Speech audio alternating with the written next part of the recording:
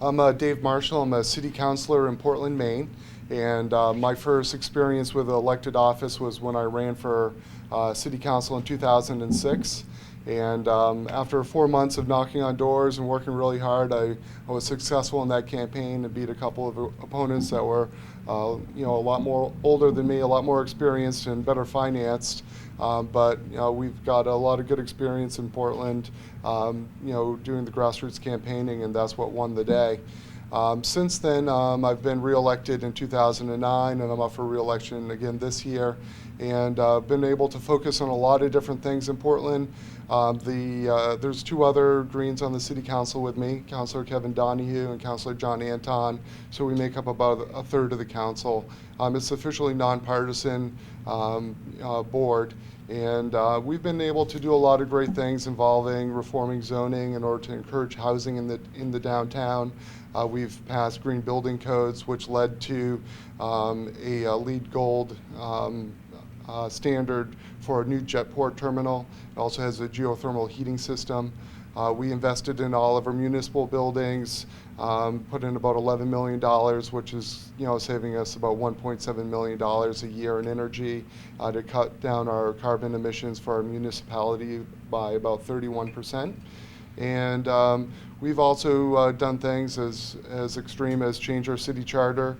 We were successful in reinstating the election of the mayor in the city of Portland, which took a hiatus for 88 years. And our effort involved Greens on the Charter Commission, and we also set it up for ranked choice voting, which is a new experiment for the state of Maine. And we had our first election last year, and it went very well. So we've been able to make a lot of progress in it, and we, Councilor Donahue and I are both running for re-election this year and hope to continue this trend. Looking forward, we want to deal with the impacts of climate change, sea level rise, storm surges, those sort of things, as Portland's a coastal city. And we also want to continue to work to grow our population near the downtown so we can preserve the land around it. Now I'm going to call on our next candidate to speak for a few minutes. Our next candidate is Audrey Clement, and she is running for the Arlington County Board. Audrey? Thank you very much, David. My name is Audrey Clement. I'm running for Arlington County Board in Virginia. I've run for the board on 2 previous occasions, in November 2011 and in a special election this past March.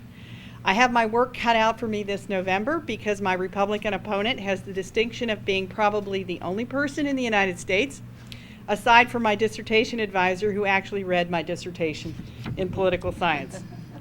A lot of candidates worry about the dirty laundry that their opponents might dig up on them, and me too. But I'm sure that I have the distinction of being one of the few political candidates who ever sparked the interest of her electoral opponent in a dissertation thesis. The issue in this year's election is gentrification of the county as the all-Democratic county board moves to redevelop whole neighborhoods with high-density urban canyons in the name of smart growth. Another issue is county board's profligate spending on big-ticket capital projects. For example, it plans to replace bus service along a well-served major artery with the $250 million trolley when its own alternatives analysis indicates that bus service could be upgraded for 1/5 the cost. It has spent already almost $50 million to landscape a new sports facility and plans to spend another $50 million to construct the next phase, a massive aquatic and fitness center that the county doesn't need. It plans to spend $35 million to purchase an office building to house a year-round homeless shelter when it could probably upgrade the existing shelter for $1 million. The projects just pile up. Meanwhile, the streets of Arlington are in disrepair, and county taxpayers have to raise $250 million in the next 5 years to construct new classrooms to accommodate a burgeoning school-age population. My prospects for getting elected are a long shot, but that won't be for want of effort. Last year, my campaign spent about $17,000 on a bare-bones campaign. Yet I attended every candidate forum, dropped 50,000 pieces of lit, and even did a barrage of robocalls before the election. I also plastered county medians with yard signs, detailing my tireless campaign manager to put them back up as fast as my opponents pulled them down. I plan to improve that effort this year. According to an informal exit poll conducted by Washington Post reporter Patricia Sullivan, voters are dissatisfied with the direction of Arlington County Board. But everyone she quoted pulled the Democratic lever in 2011 because they want to vote the winner. It may be a while before voters realize that picking the winner is a strategy that elects losers to public office. Meanwhile, I plan to keep plugging away on the need for fiscal responsibility in government and environmental sustainability and economic growth.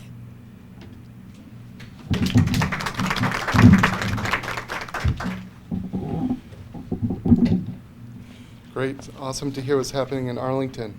The next candidate that we have is Melissa Slog. She's a state senate candidate for District 133. Melissa? Hi, everybody.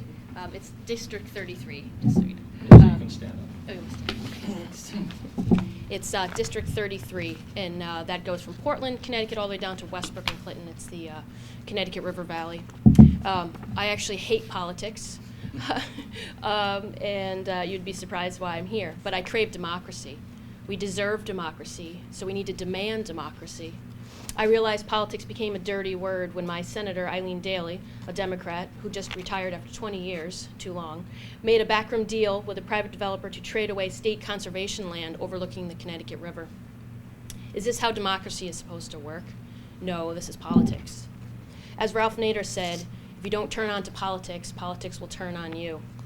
This statement hit me hard when I first heard it. We need people in office who care about and listen to the people. But we also need to be a part of it in any little way we can. From the ground up, we are the foundation of a better world. We all need to be involved locally in government. We need fresh minds and honest people. There is nothing like being a part in the decision-making process of your own future. I have been involved locally in Hatham's government for the past 5 years, serving on various boards and committees, helping to set up a third party in town, taping all town meetings to air on YouTube and community access channels, and writing about town government in our civic journal, keeping government transparent and honest. It's not easy in a busy world, but it feels exhilarating to play that active role in my community. I ask that those of you who long to see the democratic landscape changed join me in supporting Green Party candidates throughout the country. Spread the word that there is a choice. Vote the person, not the party. The two parties have polarized this system. They've rigged the game. For example, in my Senate district, I need to collect 8,000 signatures in order to qualify for equal funding. The Democrats and Republicans, you can guess, have to collect 0. The goal of my campaign is not only to win, but to get the citizens in my district engaged in the process and charter their own future. It takes a long time to change the tide. We have to start now. And thank you.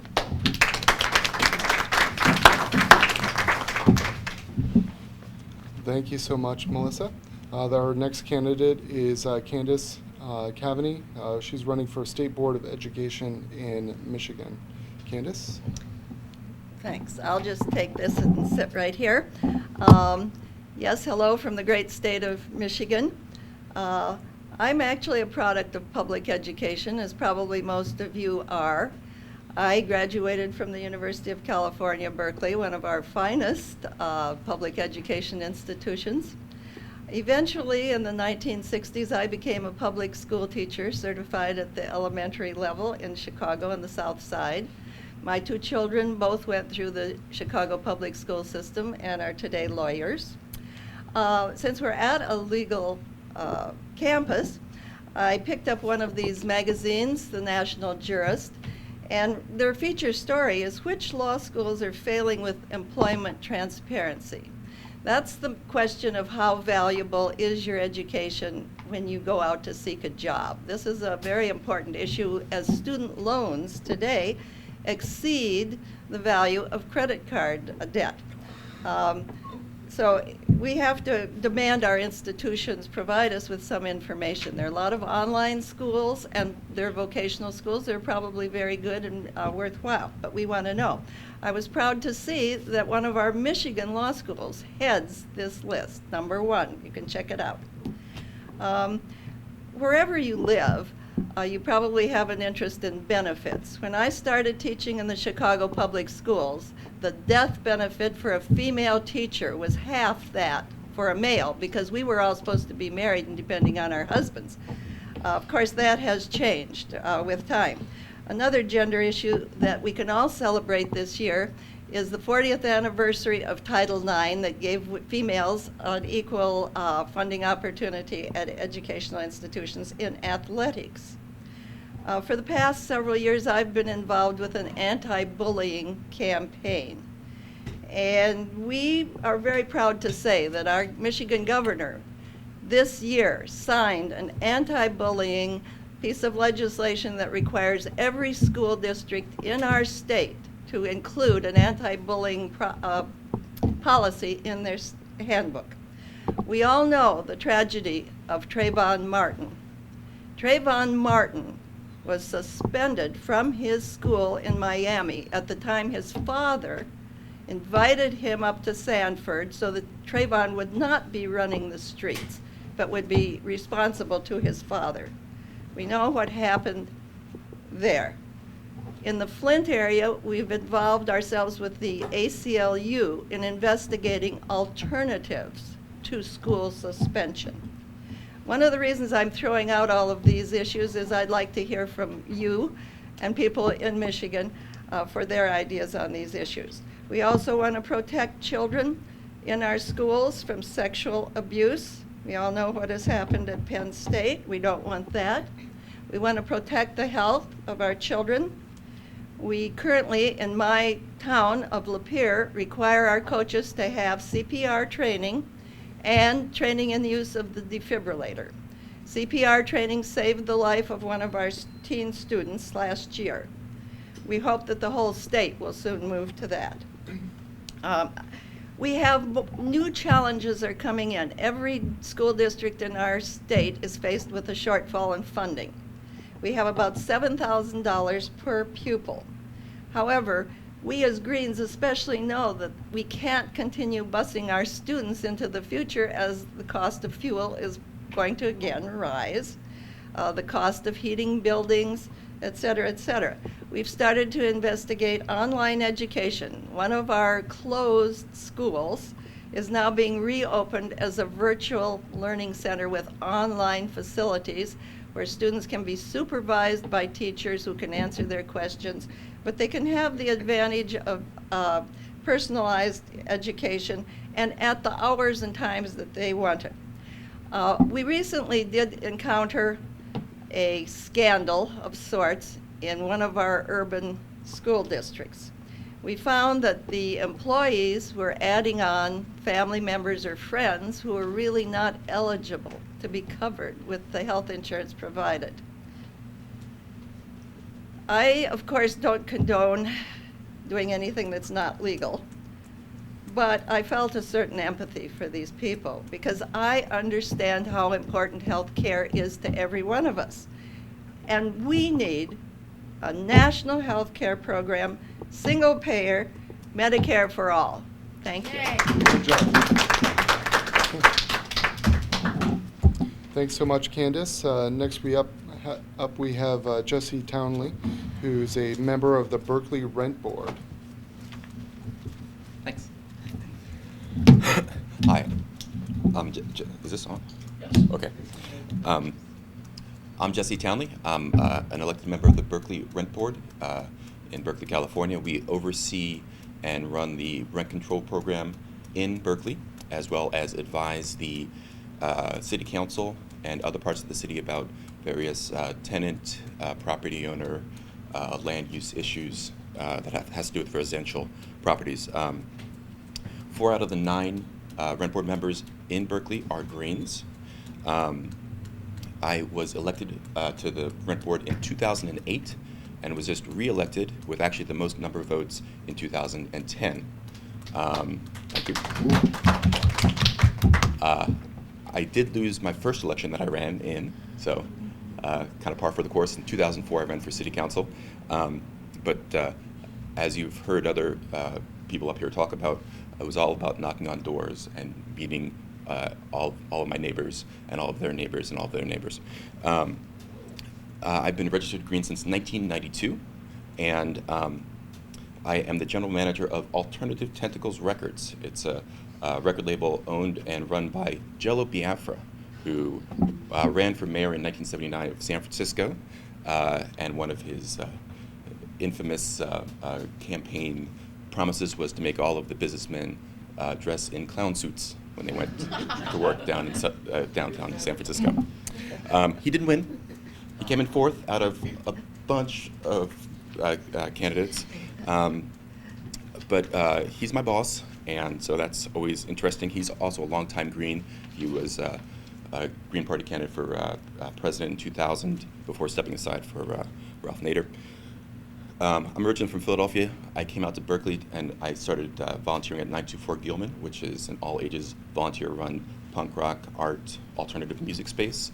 Bands like Green Day, Rancid, and Operation Ivy came out of that space, so I come from a very strong music background. At 924 Gilman, we always ran into problems, especially in the early 90s, late 80s, with the city and the police. And so that's where I learned all about land use, which is kind of odd if you think about punk rock and land use. Don't necessarily usually go together. In this case, it did. We also learned as a collective how to operate politically.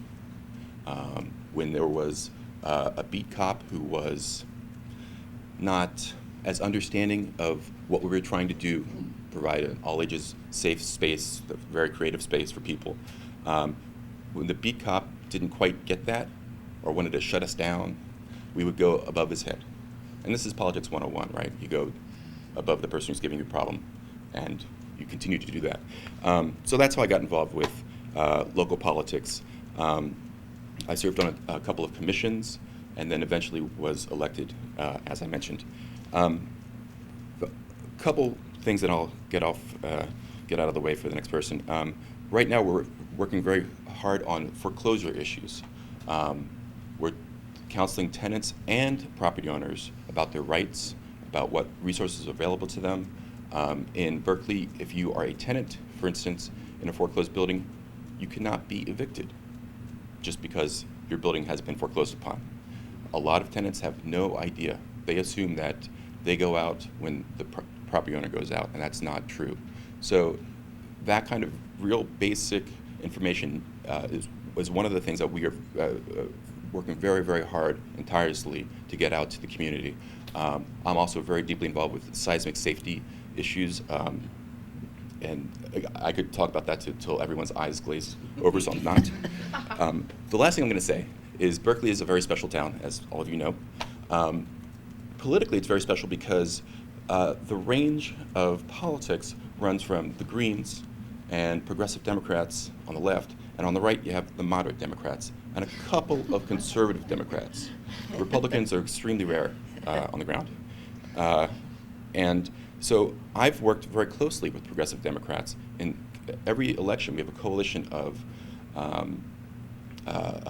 people who are running for the rent board, for the school board, city council, who are progressive Democrats and Greens, and peace and freedom parties and declined estates, all on the progressive side, working together.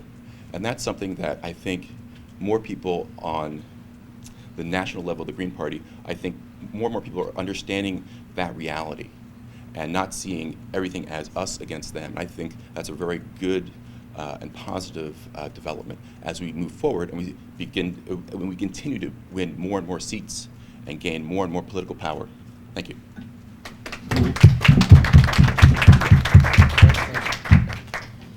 And our final candidate we're going to be hearing from during this session is Karen Morian, and she's running for Florida House District 12. Thank you. I'm a teacher, so I'm used to speaking on my feet, so I won't be sitting for this part. I'm also a product of our public school system in Florida, and I can guarantee that my Republican opponent, will not be reading my dissertation. I'm running for state legislature because I got tired of seeing our teachers being beaten up and our students being shortchanged. They've done everything they can short of legally pulling the rug out from under public education in Florida.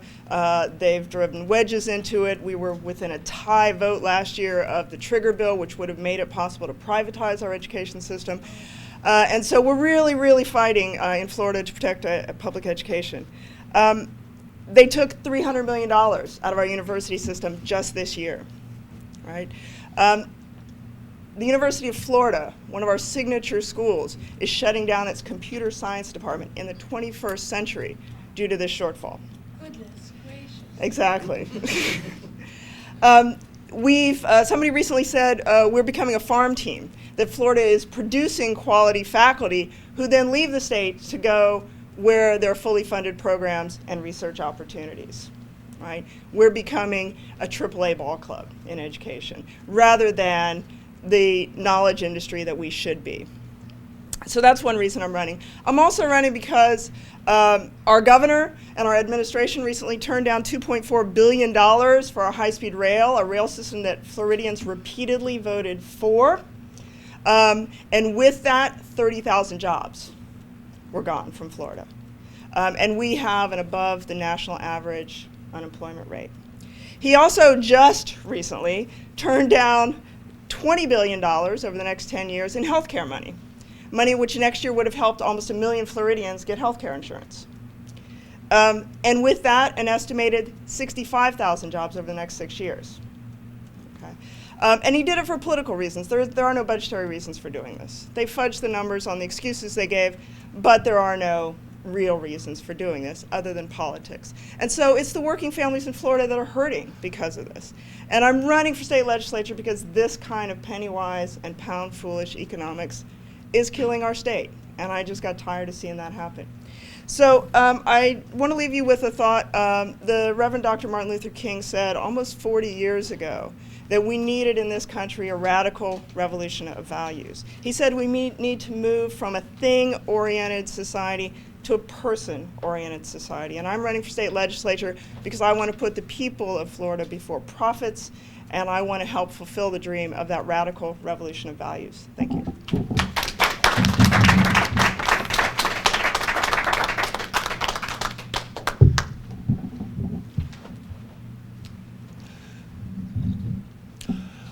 What I'd like to do now is introduce the other candidates who are present with us, beginning with Sue Edward, who is running for the State Senate in South Carolina. Yes, District 41. And Margaret Goodshall, who's running for Wayne State University Board of Governors in Michigan. In Detroit. Oh, in Detroit, okay. Detroit's much more important than Michigan. And Larry Carter Center, who's running for the State House. Yes. In South Carolina. And then we've got John Anthony LaPietra, who's running for Calhoun County Clerk and Register of Deeds in Michigan. Yes. And Jennifer LaPietra, who's running for Calhoun County Commissioner in District 6 in Michigan. And Pam Hartwell Herrero, who is Vice Mayor of Fairfax, California. And Pam, you will be on the list. You're on the list of speakers for tomorrow during the Nomination Day program.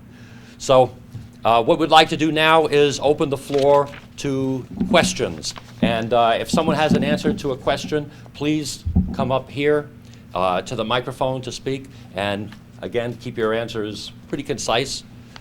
Do we have any questions? Any questions from reporters? Yes, sir. Can any of the candidates speak to lessons they've learned on their campaign, like maybe some mistakes, big or small, that they made that other candidates should? Any lessons you've learned from your campaigns? Any mistakes that you've made that you've learned from? Who would like to speak to that? Let's begin with Margaret and then Audrey.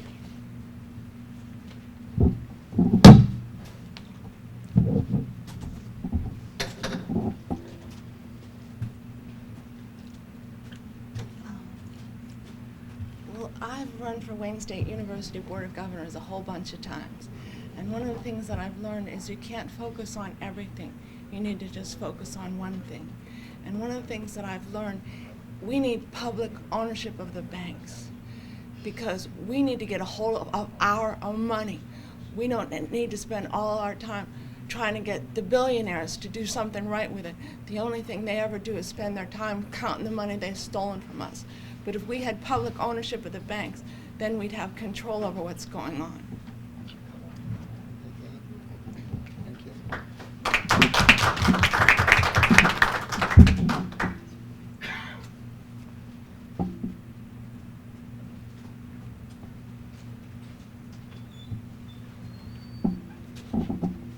Well, yes, I have learned something from the most recent special election campaign that I ran in, where my Republican opponent is actually the legislative director for a Tea Party congressman named Camp, who actually wants to gut, among many other progressive pieces of legislation, the EPA and its authority to regulate toxic emissions. And one of the things I've learned is that the strategy that my Democratic opponent pursued, which is simply to roll over and not to address the fact that this candidate was far to the right of the district, is bankrupt.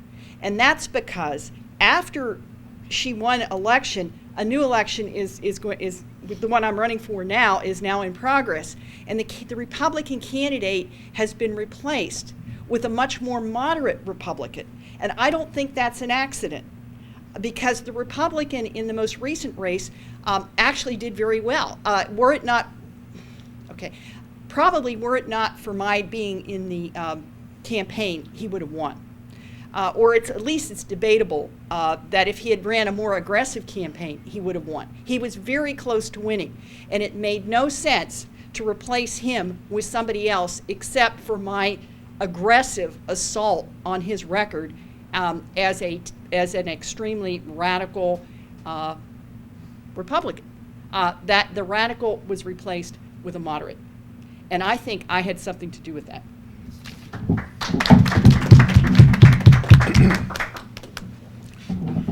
24 years ago, I ran for the City Council, 2nd Ward in Des Moines, Iowa, and all of my signs were green. The lessons that I've learned, and this is my 4th race for public office against corrupt Speaker Bobby Harrell, and by the way, that's www.hirelarryfirebobby.com. Bobby Harrell runs and owns the state of South Carolina. And the things that I've learned over the years is that these corrupt influences on our democracy are betraying the very heart and essence of our Constitution.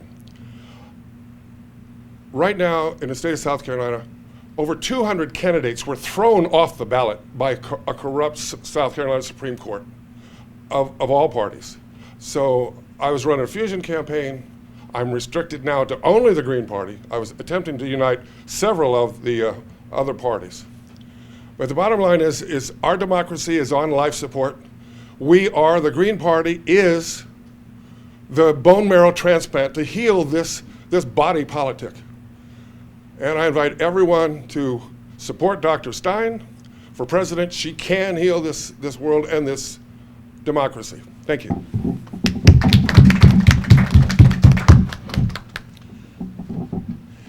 Any more questions? Yes, sir. Yes, I have a question for Mr. Townley. You were talking earlier about the fact that buildings that are foreclosed, the tenants have the legal right to stay there. How does the city address the responsibility for providing utilities to that building for the tenants that remain? Oh, that's a detailed question. Okay. Repeat the question back. Sure. So the question is, for foreclosed properties, how does the city make sure that the utilities continue to be on?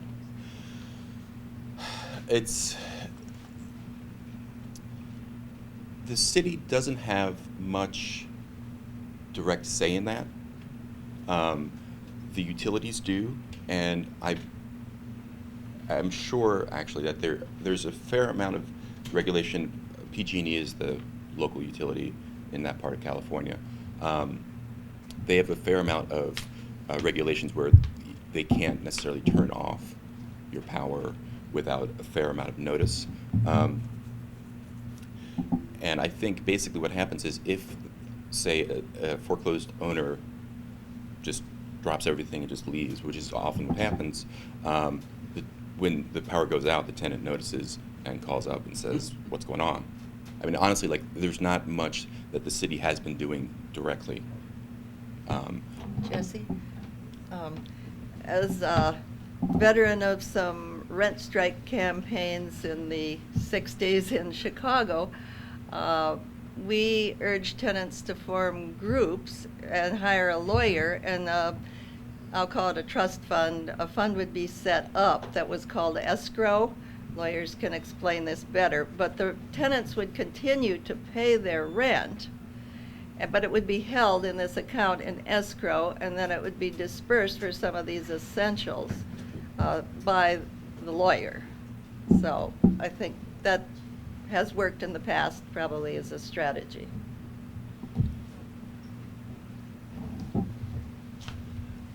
It's worth mentioning here that Jill Stein, who is running for the presidential nomination, and we'll all meet her tomorrow, has chosen as her vice presidential candidate Sherry Honkala. Sherry Honkala is a longtime housing rights advocate, and last year ran for sheriff of Philadelphia on a no evictions platform, and really to protect people who faced loss of their homes as a result of the subprime mortgage crisis and the resulting foreclosures that took place in the wake of that. So this is an issue on which the Green Party is especially strong, I think. Any more questions before we close for the morning here? In that case, let me thank the candidates here. Please talk to the candidates. I invite you to meet all of them. They're all terrific. Everybody has an interesting story to tell. All of our elected officials have interesting stories to tell. I also encourage journalists to go across the street over to the Law Center, where most of the activities in the convention are taking place, and meet all the Greens who are participating. So thank you. We'll see you at 11 a.m. when we have our press conference for Green candidates running for the U.S. Senate and the U.S. House.